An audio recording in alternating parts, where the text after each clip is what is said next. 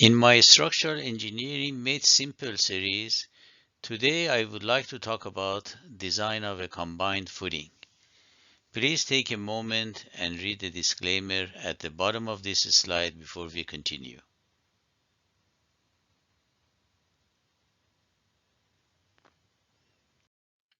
Foundations in the form of single or combined footings, continuous or spread, play the role of transferring forces from columns to the soil.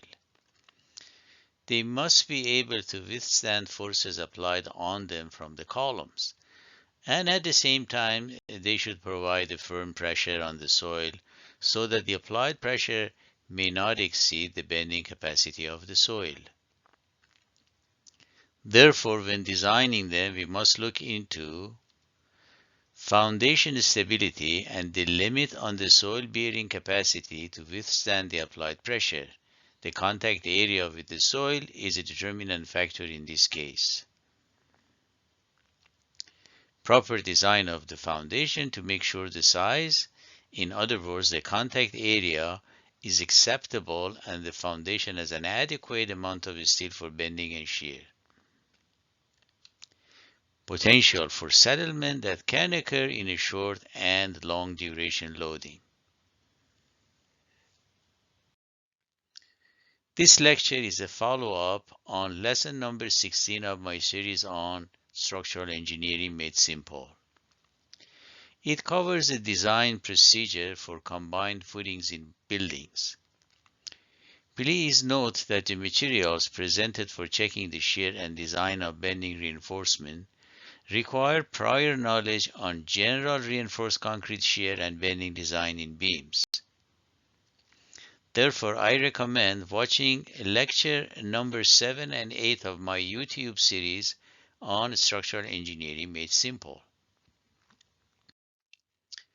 These are the pertinent references used in the preparation of this video.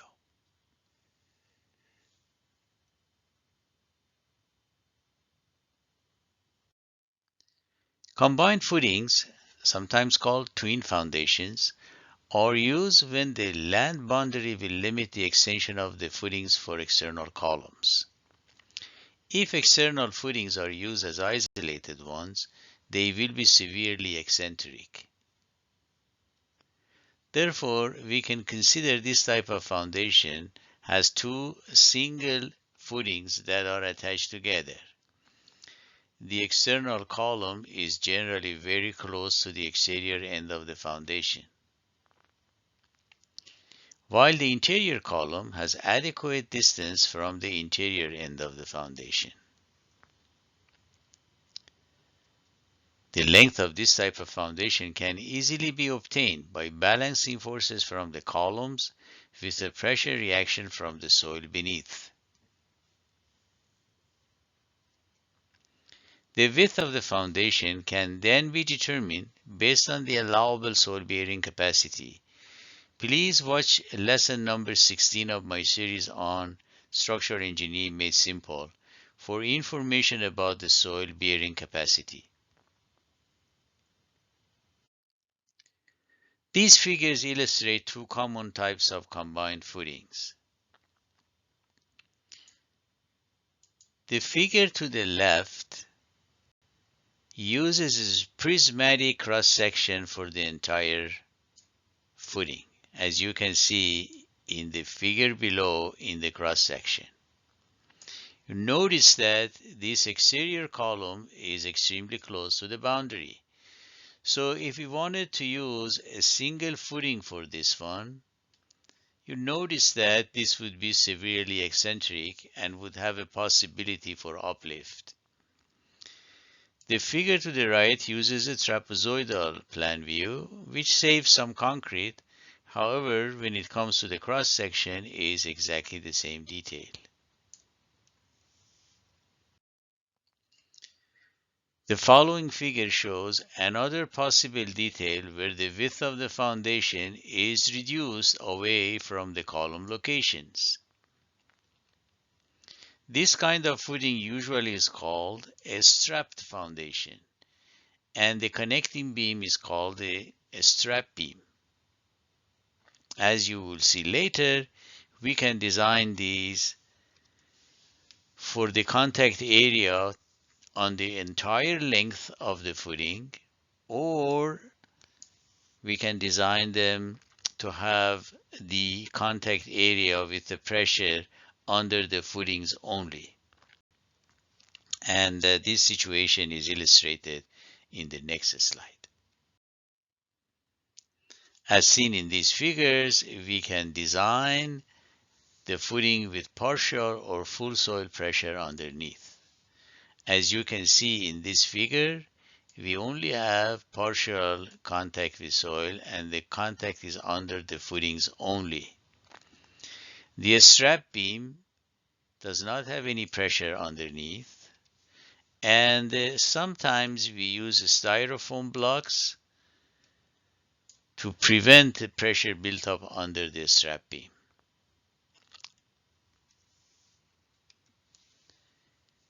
In the figure to the right, you notice that the pressure is under the entire length of the footing, including under the strap beam. However, the pressure is uniform and we can design the size of the footing in both cases to have a uniform pressure underneath.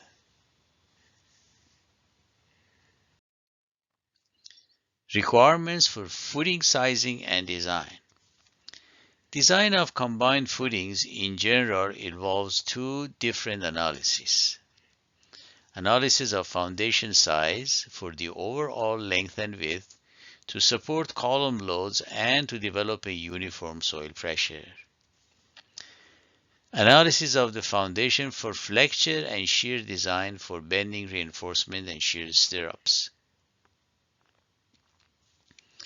At times, we may need to also conduct a more advanced analysis of foundation settlement because of potential for soil consolidation. The analysis of the foundation size requires service loads. In other words, no load factors are used in the column load and the bending moments. However, a factor of safety must be incorporated in the soil bearing capacity. Bending and shear design requires factored forces and is conducted just like a reinforced concrete beam design.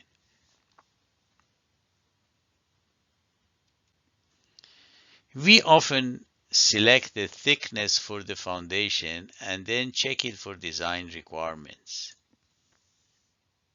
This would be explained later. Analysis to determine footing size. Generally, the thickness and the width are decided in a trial and error fashion. Then the length of the footing is obtained in a way that the location of the applied load resultant coincides with the center of the footing. In this way, there will not be any overturning moment and the soil pressure will be uniform. This is illustrated in this figure. As you can see in this free body diagram, we have the two forces P1 and P2 applied on the footing.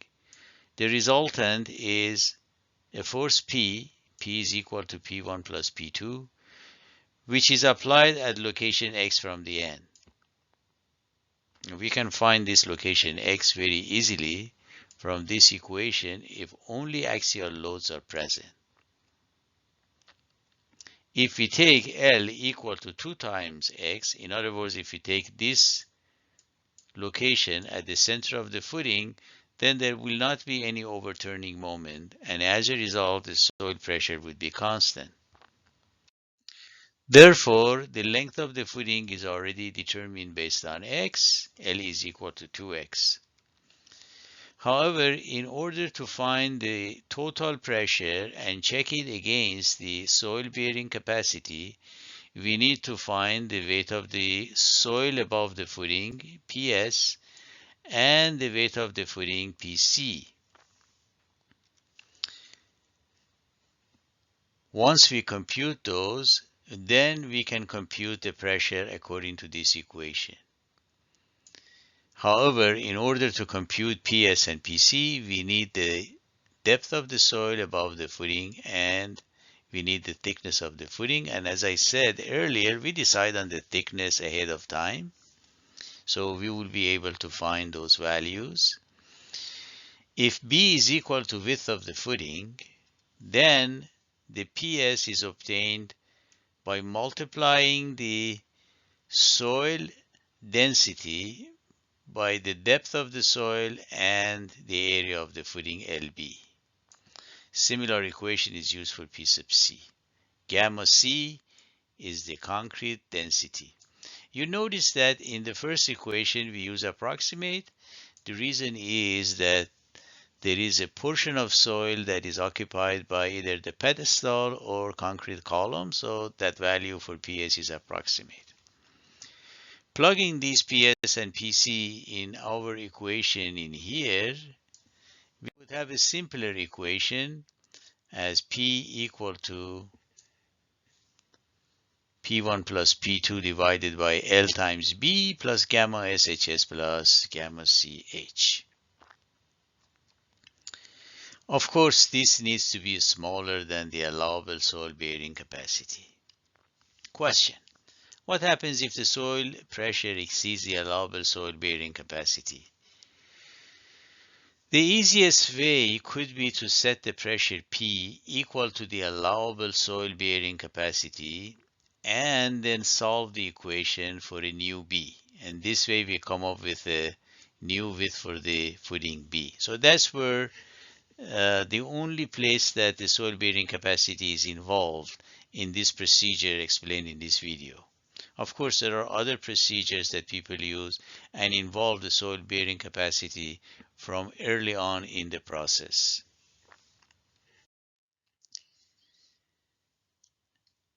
In a situation when the combined footing is under a bending moment at each location also, as you can see in this illustration, we can use the same concept. The idea is to select the length of the footing by balancing all forces to get a uniform soil pressure. And in this case, by writing the equations of equilibrium, we can find out that x is equal to the value that you see in here. And of course, you take again L equal to 2x. So by taking L equal to 2x, we guarantee that the pressure under the soil is now uniform.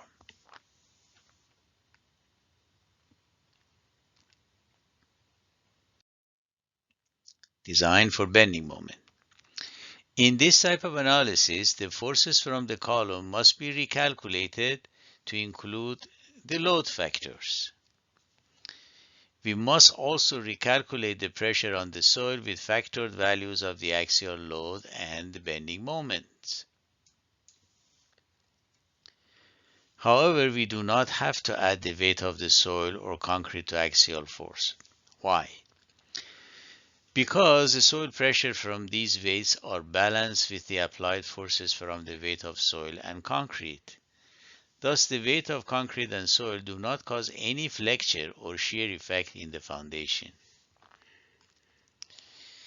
With the application of the load factors, please notice the value of x will slightly change. However, for practical purposes, we can ignore this change and assume a uniform factored soil pressure in the form of this equation. And the unit for this PU is PSF, pounds per square foot.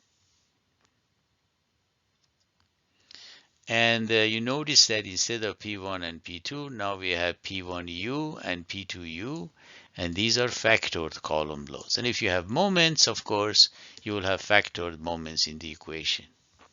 Of course, the PU equation will not have the M's involved, the moments involved, because as I said, we have designed the length in a way that the pressure is uniform. However, when we compute the bending moment in the footing, for design of reinforcement, those moments get involved if you have moments at locations of columns.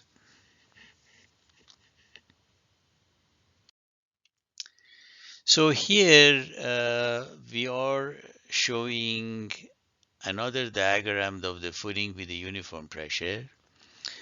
And the reinforcement design for bending and shear follows the same procedure as that in a reinforced concrete rectangular section beam design. And again, please watch lesson number 7 and 8 of my YouTube series on structural engineering made simple. As you can see in this figure, now I have shown the pressure as a QU. I just want to have the resemblance to a floor beam, where QU is simply the width of the footing multiplied by PU, so you can really find QU directly from this equation.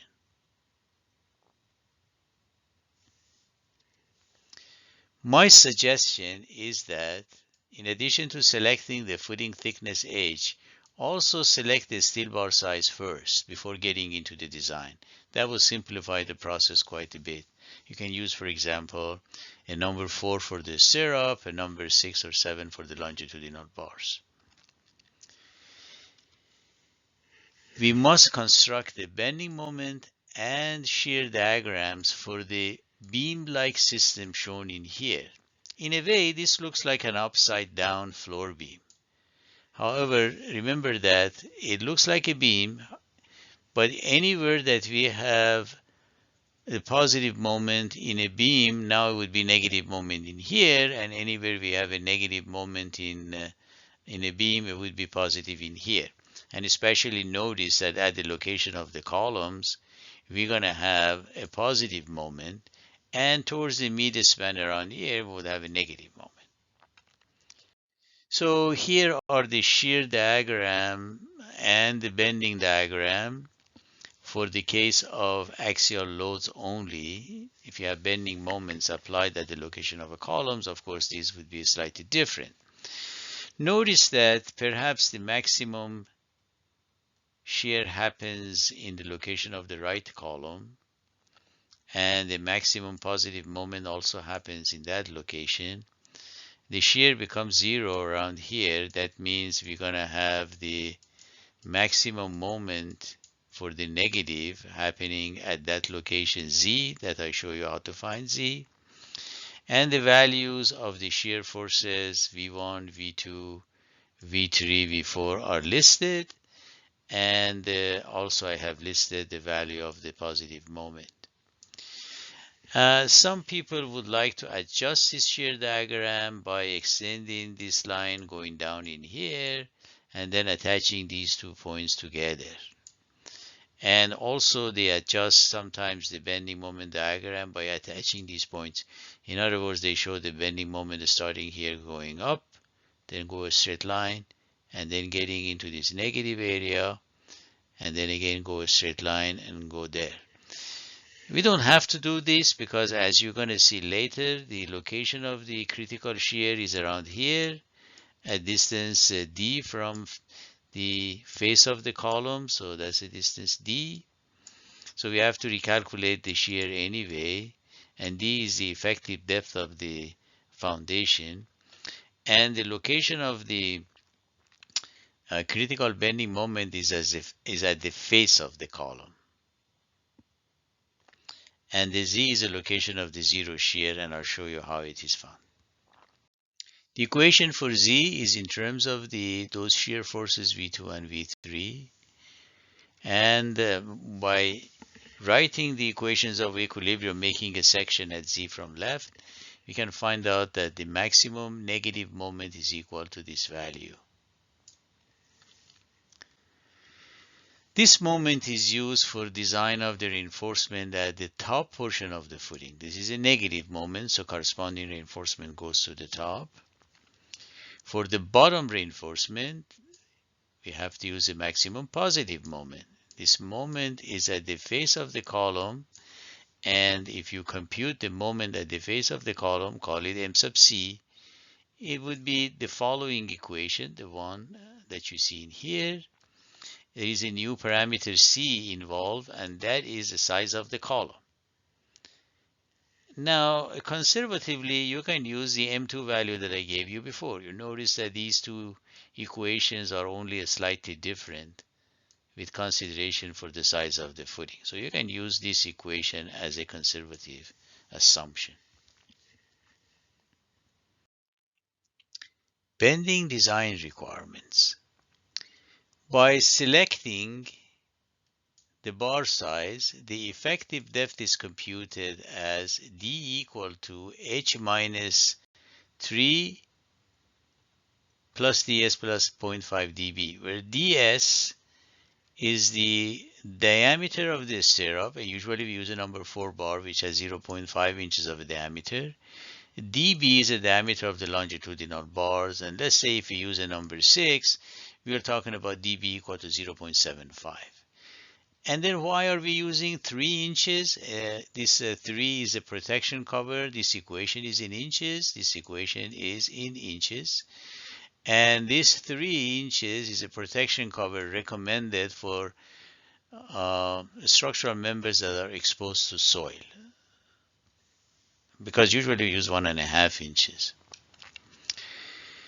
The strength requirements is that the applied factored moment needs to be smaller than the factored capacity. Phi is the capacity or resistance reduction factor, which is usually 0.9 for bending. Mn is a nominal bending resistance. So we have to make sure that this equation is satisfied. We can use this equation as a basis for our design. So it would automatically be satisfied once we follow this one as a basis for design. After we design reinforcement, we want to make sure that our steel ratio rho is less than maximum. And if you're wondering about the steel ratio, rho is equal to area of steel that yet needs to be determined, so I'll talk about it a little bit later, divided by width of the footing B and D, which is the effective depth. And please note that this requirement is no longer in ACI. However, in practice, this is used as a means to ensure an efficient design with adequate ductility. And the rho max is anywhere from 0.02 to 0.03. The current procedure in ACI is indirectly addressing this issue, that you really do not want to over-design with too much reinforcement because you compromise the ductility of the section. You also need to make sure that the reinforcement is larger than AS minimum, where AS minimum is defined by ACI as the larger of this value and this value. F prime sub C is the compressive strength of concrete. Fy is the yield capacity of steel. You pick up the two out of the two, the one that is maximum, and that gives you AS minimum. However, in practice, rather than using this AS minimum, we can use 4/3 of the required AS by calculations. If you find out that our AS is smaller than AS minimum, we can use 4/3 of the required AS as the steel.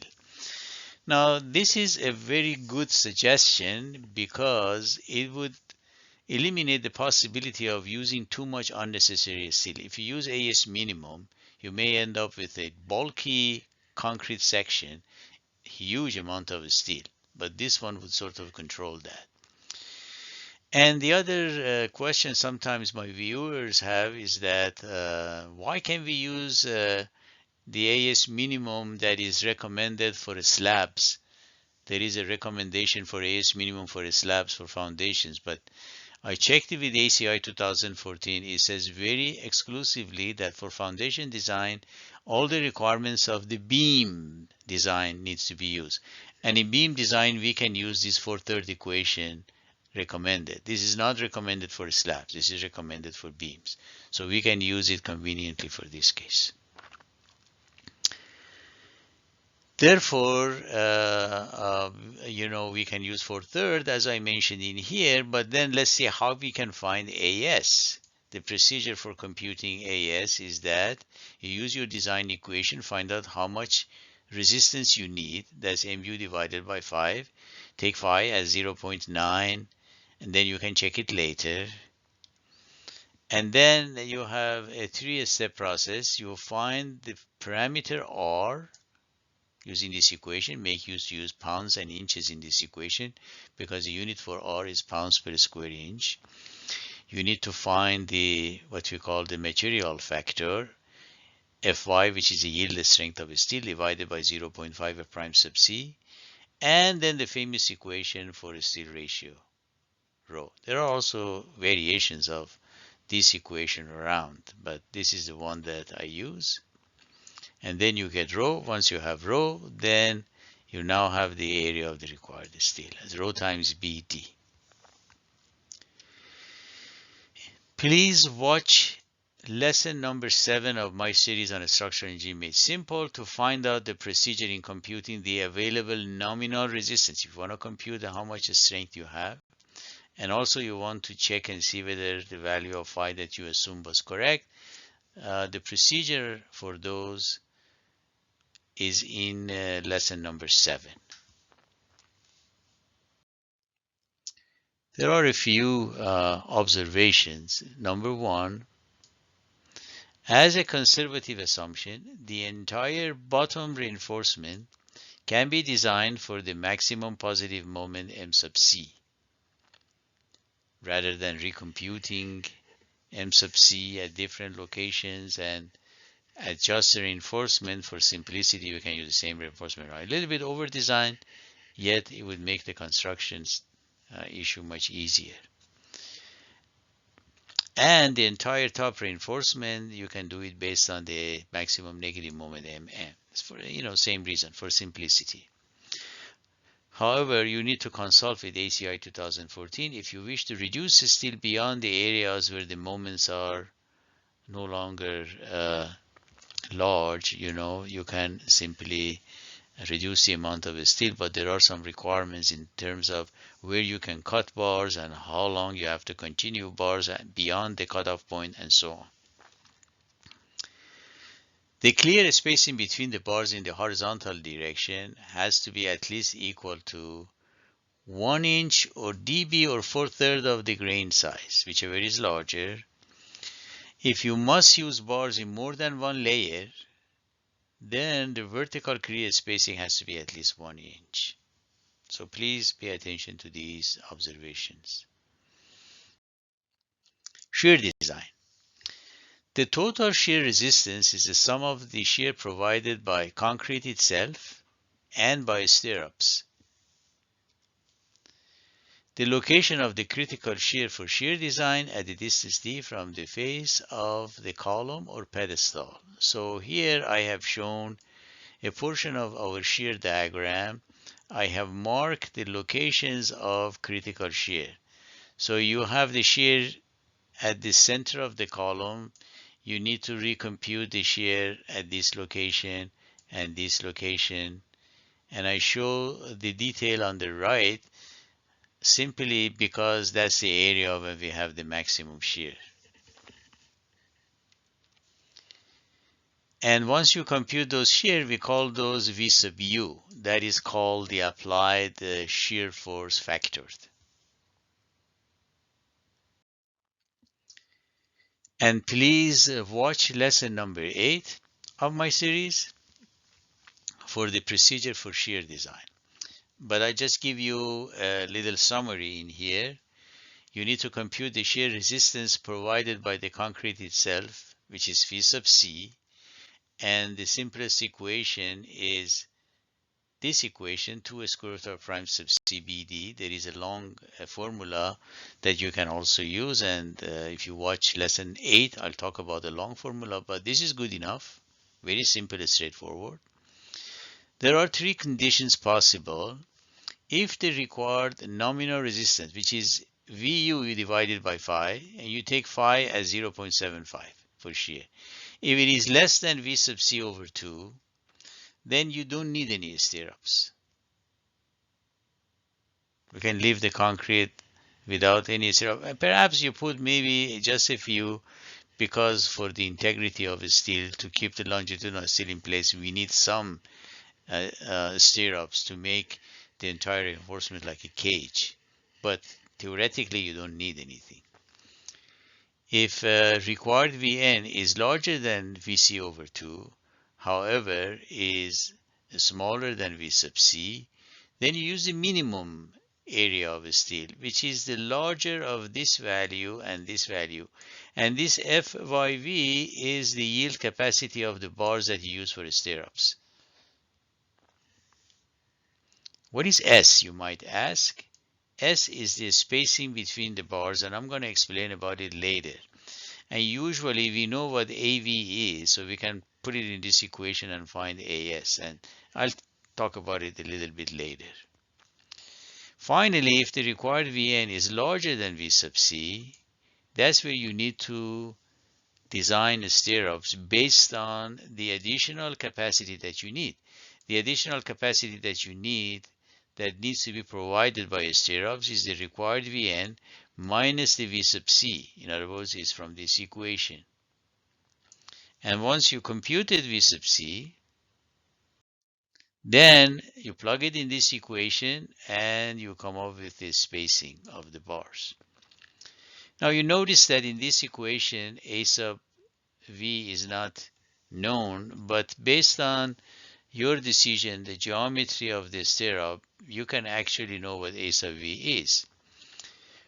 A sub V is the area of the stirrup, and for example, if I use a number 4, which has 0.2 square inch, and is used in one loop, then you already know AV would be 2 times 0.2, which is 0.4. So what it means is that you have a stirrup that goes around like that, like a loop, and then because there are two what we call legs in here, that means you have 2 times the area.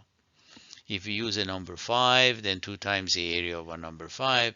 If you use 2 loops, then of course that would be 4 times this. So you know AV.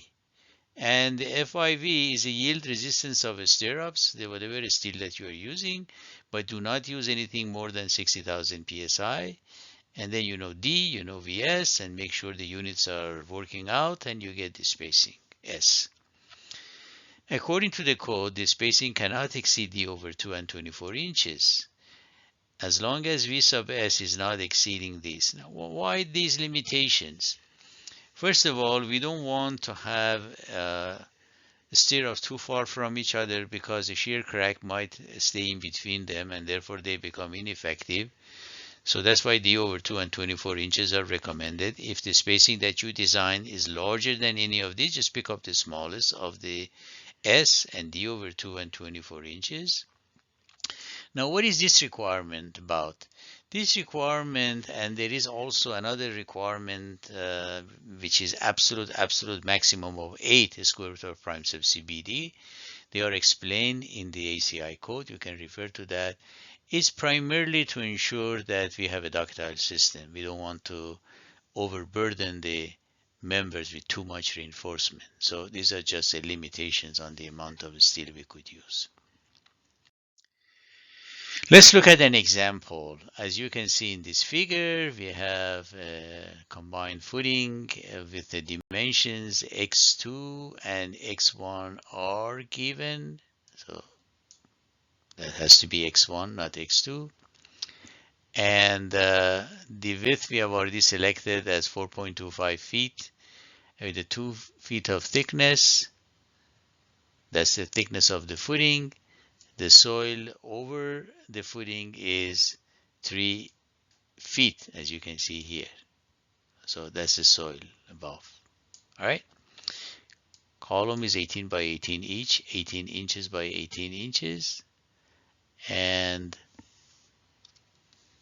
the allowable soil bearing capacity, 3,200 pounds per square foot. And we have P1 given by the problems, 44 kips dead load, 32 kips live load. P2 also given 83 kips dead load, 59 live load. The soil density is 90 pounds per cubic foot, concrete density 150 pounds per cubic foot. All right, and as you see in this figure, we need to compute X and take L equal to 2 times X. So let's do this, but notice that we only use service loads, in other words, no load factor. So P1 and P2 are computed. Plug them in the equation for X and then multiply it by 2. The length of the footing needs to be 24.8 feet, overall length. And then I also computed the total pressure by incorporating the weights of the soil and footing, making sure that my calculations are all in pounds and feet. And notice that I am okay. I got 2,638 pounds per square foot of pressure, so our footing is good. If you want to reduce the width a little bit, yes, you could. For bending and shear design, we use now load factors, 1.2 for the dead load, 1.6 for the live load. So we get our new values for the P1 and P2. And then we compute the QU. Now notice that the unit for QU is pounds per foot, and the value is 12,016. So from the bending moment diagrams that I gave you, the maximum positive moment at the face of the column by knowing the size of the column is equal to 219,908. 18 inches that you see here is size of the column, divided by 2 is 9, and divided by 12, so we have it in feet. The location of the maximum negative moment, as you remember, is at Z, so we need to find Z. Let's substitute V2 and V3 in there, but first we need to find them. So we found the V2 from the equation I gave earlier is 79,968. I found also V3 from the equation that I gave you earlier. So that's 112,291. These are both in pounds, and that gives me a Z of 6.7 feet. Plugging that in the equation for the maximum negative moment, which is this equation, I get the 243,861. All right, so this is right now the largest moment out of the two moments we found. But let's use this one first. I'm going to use a number 6 bars and number 4 for stirrups. Therefore, I compute D as 20.1 inches. And following the procedures that I gave a few minutes ago, now let's use the maximum negative moment. Let's see what happens. With the Fy of 60,000, the prime sub C of 4,000 psi, and the what I call the material factor M as 17.65. I need this much of resistance. I took that moment and divided by 5 factor. This is how much moment I need as a resistance. And then I put it in the equation for R.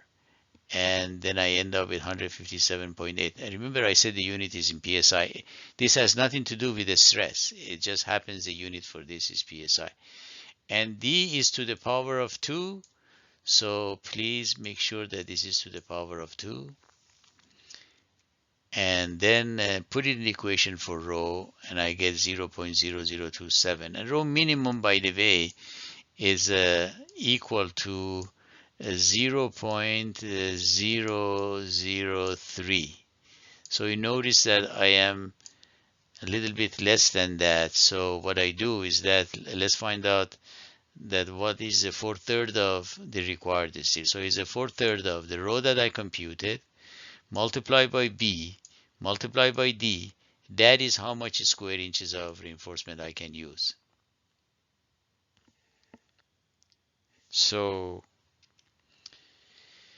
using therefore 9 and number 6 bars, that gives me 3.96 square inches, a little bit more than what I need, but this is fine. If I use 8, it's a little bit less. So that is the number of bars that would go at the top.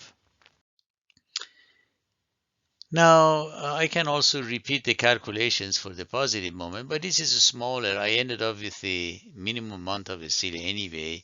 And if I use 4/3 of that, I probably end up with maybe 8 number 6, and you can maybe try that. But I'll just go ahead and simply use the same amount of steel at the bottom as well. And then we assume the capacity reduction factor as 0.9, and the procedure on how to check it is explained in lesson number 7. But in this case, because we are using smaller than minimum steel, it's for sure the phi would be equal to 0.9, as you can see in lecture number 7. Shear design. We need to compute the shear at D from the face of the column. And I'm putting my little detail back so you see what I was talking about. And therefore, the equations for shear, I call it VU4 at the location of V4, is slightly changed. And that gives me 52,570. To the left of the axial load in column location 2, again, the equation is slightly changed. As you can see here, the size of the column and the distance D is involved.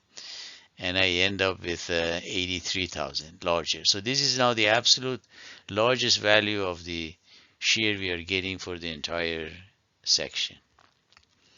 And then let's compute the capacity provided by concrete using the equation I gave you. We get 129,666 pounds, and it is larger than the applied shear. But wait, we have to first find out how much capacity we need. I use the VU 83,152 divided by the phi factor. I still have a value smaller than this value, but it is certainly larger than V sub C over 2, right? So we have to use a minimum amount. And when I plug values for F prime sub C and Fi, you notice that the first value is this, second is this, therefore our AV minimum would be this one. So I plug a value for AV and solve for S, and I'll demonstrate this for you shortly. And as I said before, our AV is 0.4. So if I plug it in the equation, make sure that units are working out, inches and pounds, I come up with S equal to 6.3. Certainly this is less than 24 and D over 2, so I can stick with this value. All right. And this is our final design. Longitudinal bars 9, number 6 at top and bottom. Stirrup is a number 4, and I'm going to use 6 1/4 inch on centers. Here is your detail. Top and bottom reinforcement and the stirrup. Sizes are shown. That's our design. Let's look at the combined footing with the strap beams, and the case of a strapped footing is a bit more complicated, especially if you are considering the soil pressure only under the 2 columns. But you know, a method suggested is use a trial and error. You pick up the size of one footing on the left especially, and then check and see if the forces balance out. But here I'm going to use a different procedure, and I'm going to use the same concept as before by balancing forces and come up with the equation for B1 and B2. So let's see how it works. Let's assume that the width is the same for both footings. So that's one of the assumptions in my method. I'm going to use the same equation as before, and I'm going to take the overall length as 2 times x. So this is like before.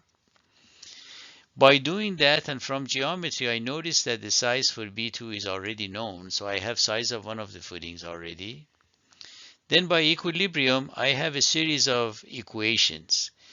R1 is a reaction under footing number 1, the one to the left. R2 is a reaction for the footing number 2, which is for the column number 2 on the right. And then because the pressures are the same, therefore this equation is satisfied. This is the equation from equilibrium by balancing moments, and this is equation from equilibrium balances forces in the vertical direction. So I have enough equations that I can use and solve for B1. So when I do that, I come up with a quadratic equation for B1.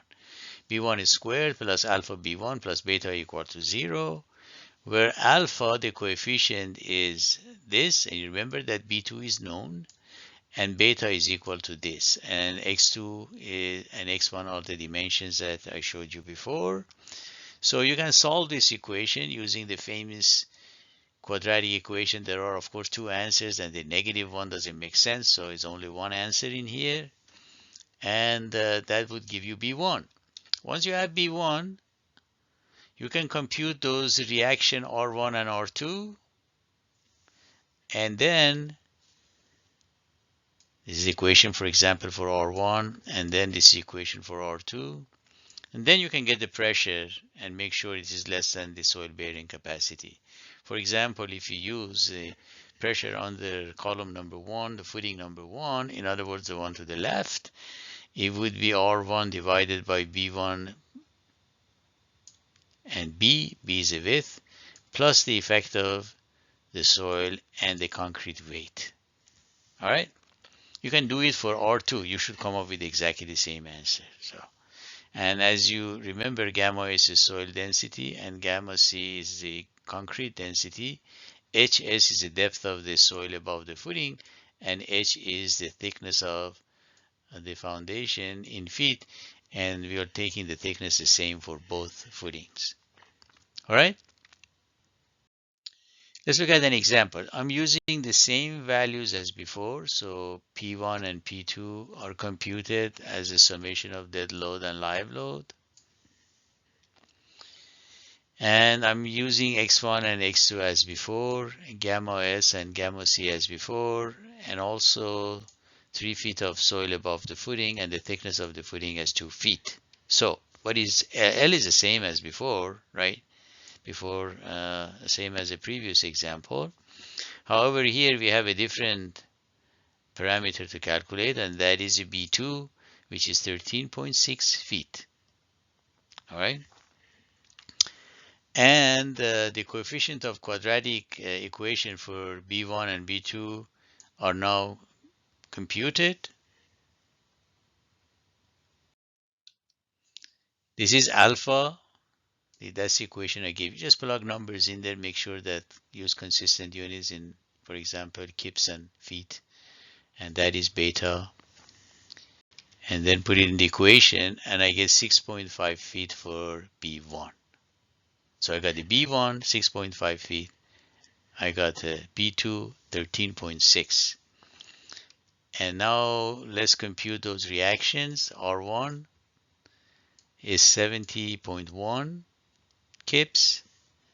And if I put it in the equation for the soil pressure with the effect of the weight of the soil and concrete incorporated, making sure that the units are consistent in pounds and feet, I get 3,130, which is less than 3,200. Now the question is, if it exceeds that value, what do I do? Don't change anything, simply just change B.